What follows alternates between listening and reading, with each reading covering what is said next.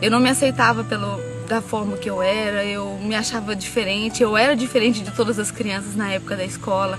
Eu comecei a me questionar assim, por que eu sou assim? Eu não via sentido nas coisas. Foi até que eu comecei a ter pensamentos suicidas. Eu perguntava, qual é a razão de viver? Qual é a razão de existir? Se eu não me aceitava da forma que eu era. Até que eu cheguei na minha adolescência, né? Já estava nessa fase, fui estudar na capital do estado, fui fazer faculdade lá. E eu tive um primeiro namorado. E eu busquei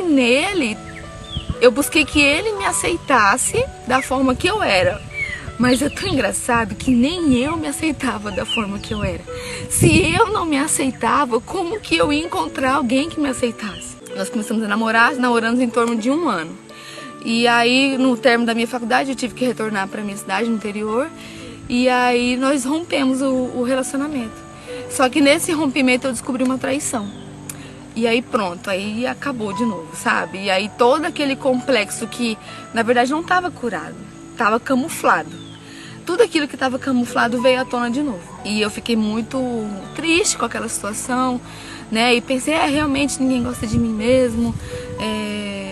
Mas eu comecei a achar que não existia um relacionamento sincero entre homem e mulher a partir daquilo. E aí eu comecei a me envolver com outras pessoas. Mas assim, aquela coisa sem compromisso. Porque eu achava que todo mundo ia fazer comigo aquela mesma coisa. Até que eu fui pra uma cidade e aí eu me envolvi com ele.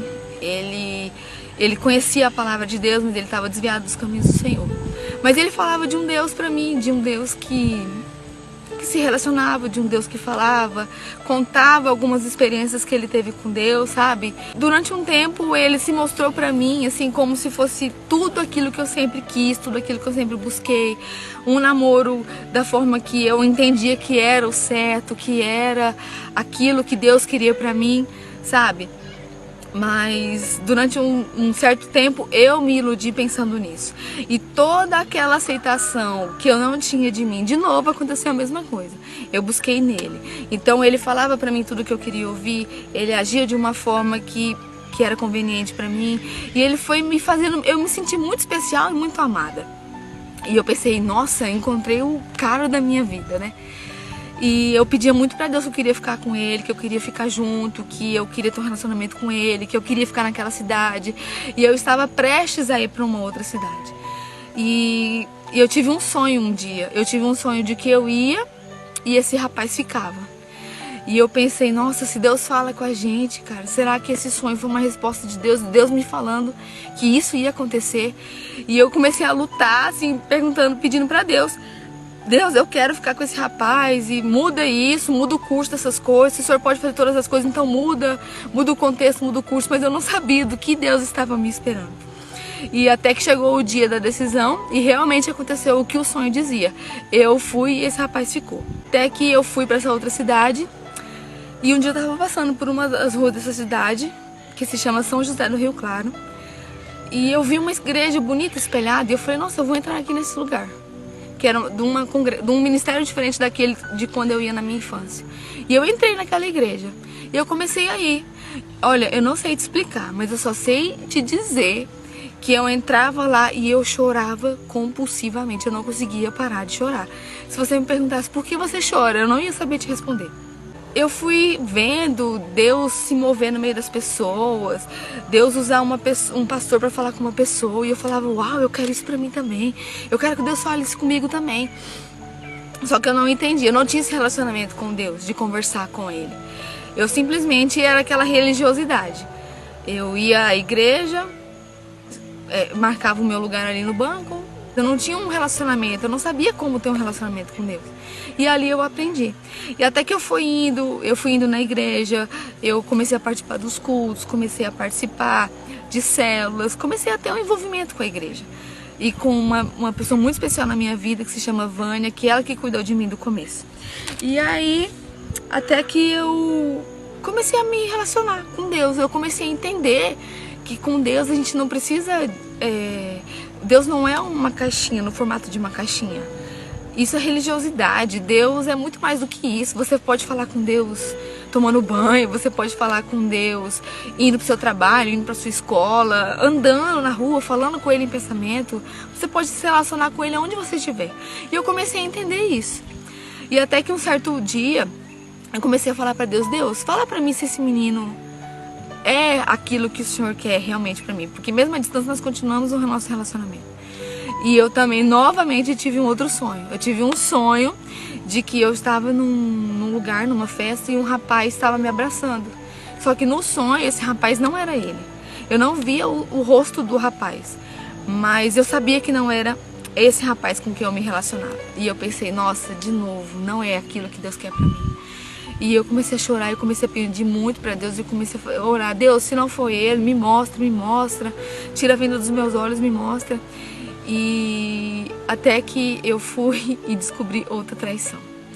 Aquilo pra mim assim acabou o mundo, o chão se abriu, mas eu resolvi agir diferente das outras vezes, da outra vez que eu tinha descoberto. Eu pensei assim, se eu já fui pro mundo, tentei tudo e não deu nada, dessa vez eu vou fazer diferente, eu vou deixar Deus tomar conta do negócio, Deus agir. E foi assim que eu fiz. Começou na minha vida o meu processo de cura, sabe, e a primeira coisa que Deus me fez aprender foi o perdão, mas não o perdão para Ele, primeiro o perdão para mim, eu me perdoar dos meus erros, eu me perdoar porque eu tinha um sentimento de culpa muito grande de coisas que eu tinha feito no passado, de pessoas que eu tinha usado, de pessoas que eu tinha ferido, e então eu me culpava muito por aquilo, e isso começou na minha vida, eu comecei a ser curada e a Deus ministrar e me ensinar o que era o perdão na minha vida. Em outubro de 2016, eu estava num culto, um domingo à noite, e o pastor fez um apelo, perguntou quem queria aceitar Jesus, ou quem queria reconciliar. Na minha cabeça, eu estava reconciliando com Deus, porque em outras vezes, em outras denominações que eu já fui, já tinha tido apelo também, e eu aceitava Jesus, levantava a mão, aceitava Jesus, mas na semana seguinte eu fazia tudo errado de novo. E dessa vez eu falei, não, eu quero fazer diferente, eu vou fazer diferente. E o pastor fez o apelo, eu levantei a minha mão e fui lá na frente e aceitei Jesus. E a partir daquilo, uma semana depois eu descobri isso, da traição, e aí começou. Eu comecei a me envolver com Deus, comecei a entender o que era o amor de Deus, comecei, como eu disse agora há pouco, sobre o perdão. E em maio de 2017 eu me batizei, e uma semana depois eu fui para um encontro com Deus.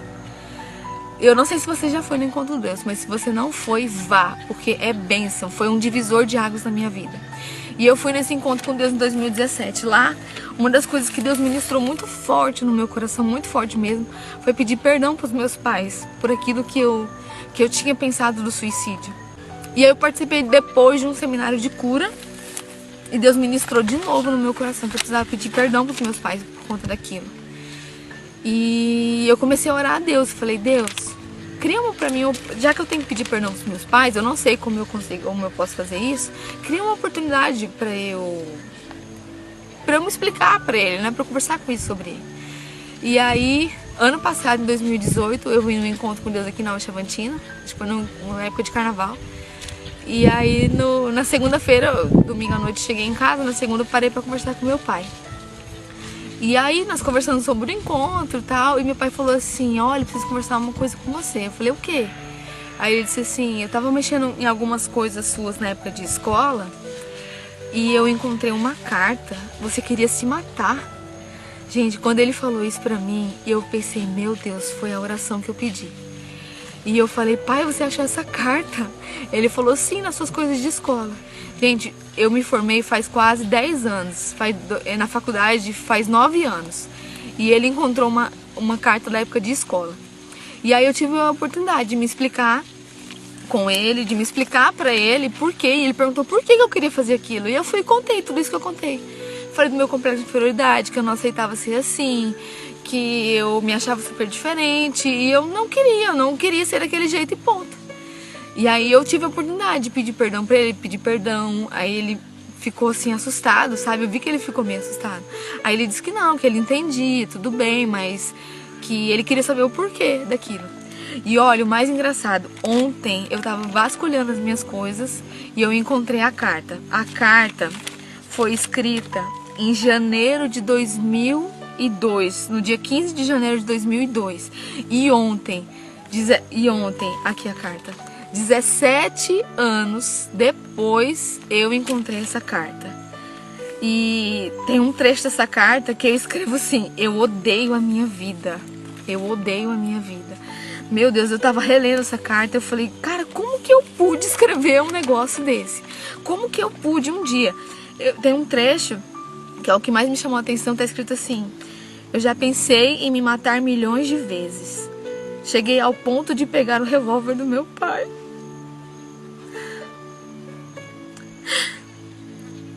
E apontá-lo para a minha cabeça.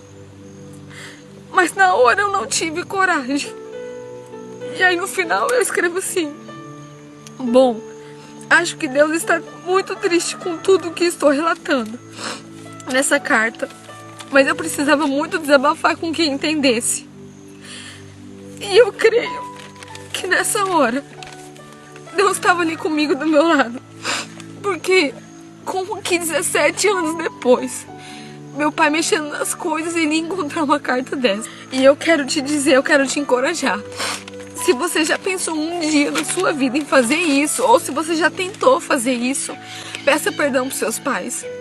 Peça perdão para Deus, porque foi isso que eu fiz. Eu entendi que nós fazemos parte dos planos de Deus. Eu entendi que eu não sou obra do acaso. A palavra de Deus lá em Jeremias 1:5 diz assim: antes do seu nascimento, quando você ainda estava na barriga da sua mãe, eu o escolhi e separei para que você fosse um profeta para as nações.